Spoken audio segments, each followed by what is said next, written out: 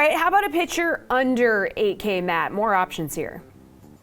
So the game that I like for these cheaper pitchers, and it's especially true if there's no Aaron Nola. So basically what I think could happen is that if Aaron Nola's not pitching, you get Castillo, McCullers, and then a lot of lineups that have a lot of Orioles and Rangers hitters, because those are the cheap ones, and you're going to need the savings to fit in those expensive pitchers.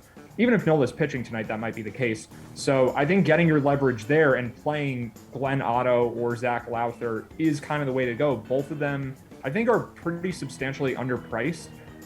Baltimore, throughout most of the season, is a strong hitter's park, but a lot of that has to do with how warm and humid it is in Baltimore through the middle point of the season. And that's not the case anymore into late September. We're looking at temperatures that are going to be in the 60s tonight and probably even lower than that going forward. So I don't think it's that big of a deal to be pitching there. These lineups obviously aren't good. So I think either of those guys is fine. I'll go with Otto. I think he's the better pitcher of the two at 6,700, but I think there's a strong case for both of them tonight. Nick, a pitcher under 8K, who you going with?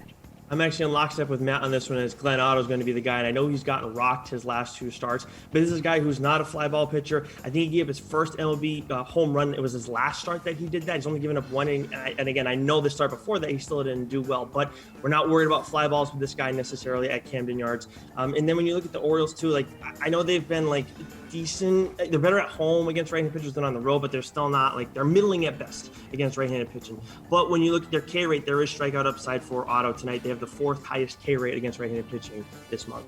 All right, Gary, and which pitcher under 8K are you going with? Yeah, round to Glenn Otto's. I mean, this is someone who has actually scored negative 12.2 DraftKings points in his last two starts, so even with limited options on the slate, I can see people just being afraid of someone who has been shellacked his last two starts. But as these guys were saying, you might have some leverage here just based purely on the fact that people are going to be stacking the Orioles tonight out of necessity. And Baltimore really can't hit right-handed pitching.